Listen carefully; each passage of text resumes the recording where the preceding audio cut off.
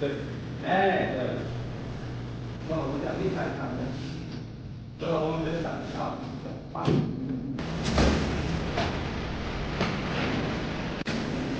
快冲，走吧。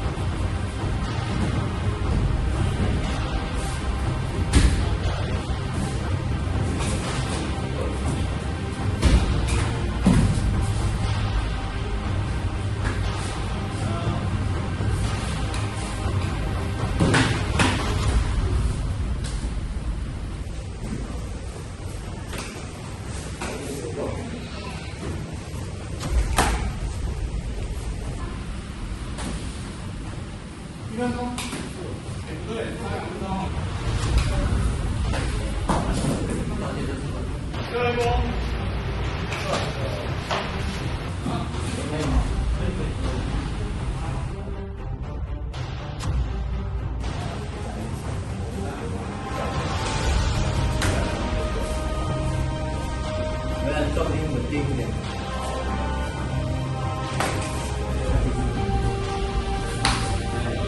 然后会痛的。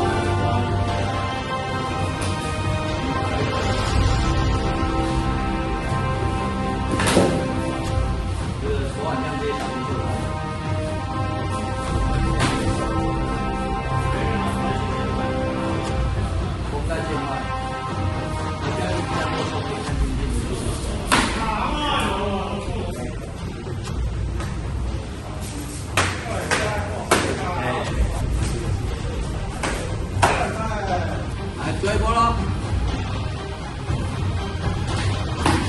好，休息休息。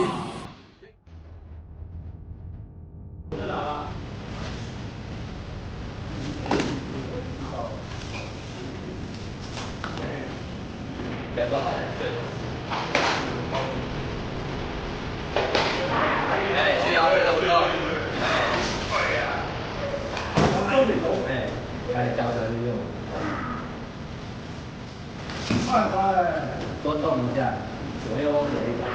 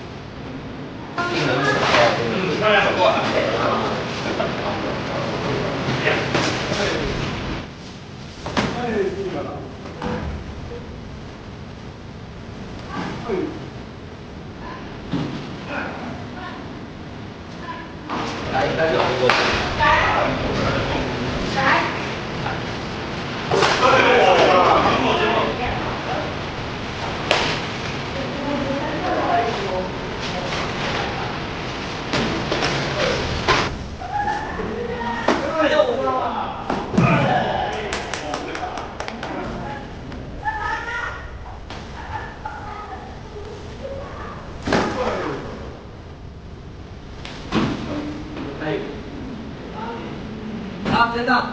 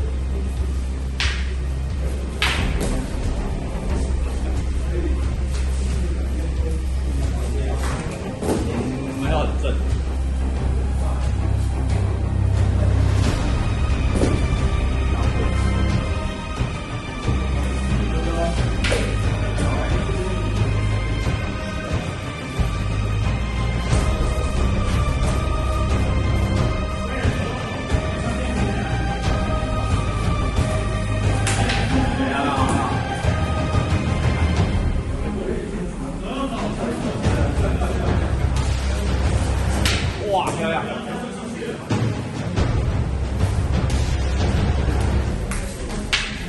哎，这哎，可惜可惜。看这边啊。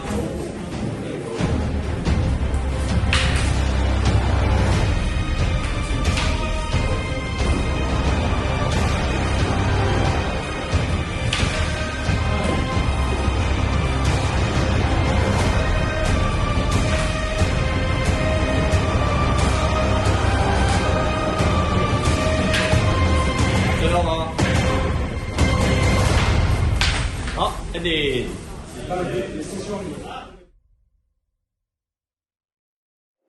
咁經過呢半日嘅課堂之後啦，我都有少少感想想同大家分享下嘅。咁喺個人班嚟講，我印象最深刻嘅咧就係練大槍。咁因為好多人都批評啦，傳統功法又唔科學，效率又低，應該俾人淘汰晒㗎啦。但係經過詹老師嘅指導之後咧，我練完大槍再去試下打下 shadow boxing。咁其實我嗰個上下身嘅 connection 咧即刻強咗好多。咁講緊我只係練咗10零分鐘嘅啫喎，已經有一個咁好嘅效果。咁其實究竟係傳統功法唔科學啊，定係大家冇用一個科學嘅精神去探究呢一啲嘅傳統功法，發掘佢科學嘅一面呢？咁呢一點係好值得大家去諗下嘅。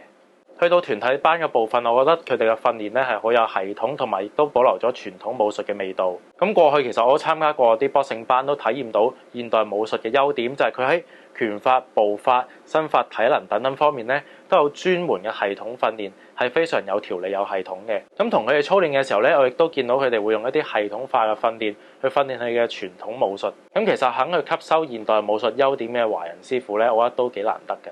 因為好多練習傳統武術嘅人都有一種心態，就係貴古賤今，咁認為老祖宗嘅嘢咧就一定係最叻㗎啦，現代嘅嘢都係垃圾嚟嘅。我唔知點解會咁諗啦。咁但係其實阿詹老師有呢一種心態去吸納呢一啲現代武術嘅優點，其實已經勝過好多嘅華人師傅㗎啦。去到無規則對打部分，咁其實擊中要害嘅次數咧比我想象中少嘅喎。咁因為我已經用咗一啲街頭爛仔、大開大合、亂咁嚟嘅拳法去打㗎啦。咁擊中弱點嘅次數咧，依然都比我想象中少。咁我就認為有以下呢幾個原因啦。第一，佢係怕我受傷。咁其實打護具啫，咁個力度都會穿透個護具，其實我都會受傷嘅。第二就係打弱點，始終唔係一個恒常嘅練習。咁其實佢哋都唔係好習慣去打要害嘅。第三，要害個部位其實不停咁樣移動，都唔係話咁易打到嘅。第四就係對付一啲街頭爛仔嘅打法，根本就唔需要打到要害，已經可以 KO 佢哋啦。第五就係弱點咧，其實唔係刻意去打，只不過咁啱個弱點喺嗰個位就打落去嘅啫。去到第二場嘅無規則對打，咁大家應該見到係咁中拳㗎啦。咁因為經過咗第一場嘅對打之後咧，我個身體熱咗，咁就令到嗰個泳鏡咧就起霧起得好犀利。咁其實我唔係睇得好清楚嘅啫，就係見到一個好朦朧嘅身影，不停向我拳打腳踢。咁其實佢哋都有問我：你個泳鏡起霧喎，點解你唔舉手示意嗌停咧？咁因為我又覺得，你打街頭嘅時候，你俾人中咗一拳喺個鼻度，你爆晒一眼水出嚟，咁你都係會視覺受阻，睇嘢都係好朦朧嘅啫噃。咁你喺街頭嚟講，你有冇可能舉手示意嗌停？喂，唔好意思啊，我嗰個眼睛睇唔到嘢啊，可唔可以停一停啊？你好發癲嘅，你喺街頭人哋唔會就住你噶嘛。所以當刻我就認為係我要去適應呢個狀態，並唔係人哋去遷就我咯。咁我可以做嘅就係盡量去做咯。咁做得唔好嘅咪俾人打咯，就係咁簡單啫嘛。咁喺呢場對打都啟發咗我，其實可以用一啲噴霧咧，其實噴落嗰個泳鏡嗰度去模擬視覺受阻個狀態去訓練。喺街頭打交嘅時候，你視覺受阻咧應該係點樣應對嘅？咁喺兵器對打部分，其實我都好開心嘅，因為阿詹老師喺課堂教咗一啲嘅劍法同棍法啦，我都可以立即喺呢一個嘅對打應用到出嚟，咁係非常之實用嘅。不過去到槍嘅對打部分，我體會又最深刻啦。因為除咗有一下我符碌擦到對手之外咧，我其他攻擊係全部俾人化解晒嘅。同埋我想擋嗰個對手攻擊嘅時候咧，佢嗰道力係非常之霸道，嘅結構好強啦，我都唔係好輕易撥開到。咁其實好多下都俾佢擊中咗，我都係直接破防嘅。咁喺呢一場對打，我都感受到形意大槍嘅威力啊！咁其實我都覺得我要喺大槍呢方面咧，好好咁去下苦功去惡補一下啦。嚟到影片嘅結尾，我想再次多謝阿詹老師同埋佢一班嘅學員，令我體會到傳統武術點樣喺實戰之中發揮出嚟嘅。另外，我想特別多謝劍奇道館頻道嘅小編阿八如。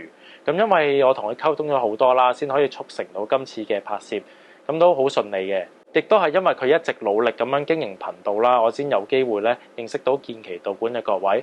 咁如果大家對傳統武術劍奇道館有興趣嘅，我已經將佢哋嘅頻道咧放喺影片嘅描述欄，大家可以同佢哋聯絡，跟阿詹老師學一學嘢。咁去到最後啦，大家記得 like 同埋 subscribe 我哋兩個 channel， 因為你哋嘅支持係我哋最大嘅動力。咁今日影片嘅時間都差唔多啦，我哋下段影片再見，拜拜。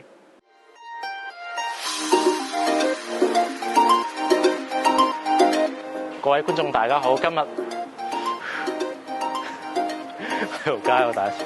如果你有留意我哋，就諗一諗先，cut 一 cut 先。